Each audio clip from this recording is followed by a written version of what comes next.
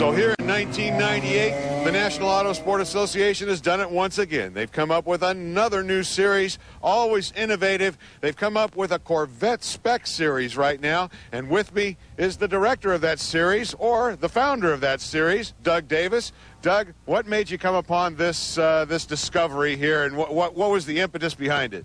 Well, I tell you, like everybody, we're all trying to figure out a way to race as inexpensively as we possibly can. And it's a dream we all have. But a lot of us are trying to get into this V8 racing programs, and with the expense of the new cars and the complexity of the computers and so on and so forth, we wanted to get the early style, less expensive engines in the later model cars. So this car in the Spec Vet series doesn't have a carburetor, or it doesn't have fuel injection, excuse me, it's got a carburetor. You open the hood, it's easy to work on. In a late model car which has great brakes, great handling, it's exciting as heck. So we made it simple. The cars go for about $14,500, and as any other NASA class we've got, it's probably the most inexpensive, high-performance racing imaginable of any other series I've ever seen across the country. And we've just tested it out today, made sure none of the nuts and bolts fell off, all that kind of stuff. And we were really impressed with the times. These cars are also going to be able to run on a racing slick, a 13-inch Trans Am style series slick. The speeds are going to be enormous. The engine's fairly stock, headers, no emission systems, things like that, and off you go. We're hoping these things run at least 12 races for the year with a 6,000 RPM chip. At the end of the year, you swap out motors. They're about $2,500, and you go for the next year. Holy mackerel, $2,500 is what you can spend on a Claimer motor over in the IMCA or NASCAR Grand American class. You know, as a guy growing up, loving Corvettes and Chevys, I'm used to hearing the word 427 in association with a Corvette. Now, you just told me they're 350s. What went into that? Well, you need to stop at the end of the straightaway. So the reason we don't all run big blocks is because brakes are so important in road racing, as important as the engines in a lot of cases. So you not only got to get to the corner, you got to brake and then get through it. So with the gear ratio options we have, the tire, and the great brakes we're able to use, we actually have an IndyCar compound brake material today that we got from the Long Beach event a weekend ago down in L.A.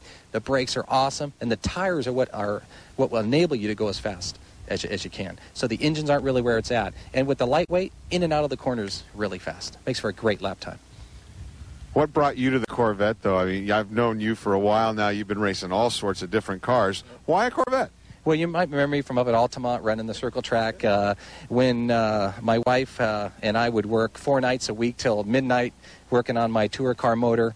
I loved it. It was too much. It's hard. I really admire those guys who can do that.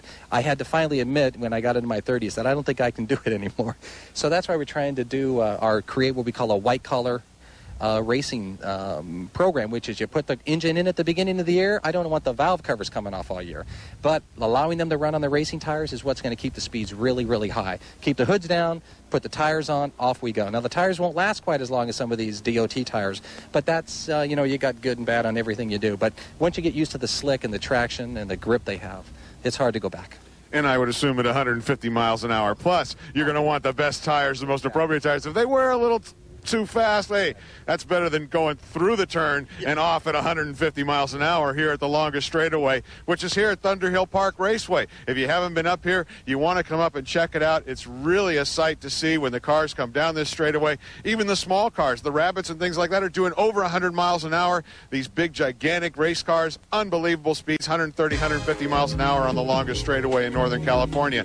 Be sure to check it out. Again, the NASA events are always free and open to the public, and you don't want to miss it with all all these great race groups, half a dozen or more, different looking cars, different speeds, different driving styles. It's an incredible experience. And now a new class, the Corvette Spec class. If you've ever wanted to go racing in a Corvette, this is your chance. Right now, we've got to take a commercial break, and when we come back, we'll have highlights of some of the racing here today.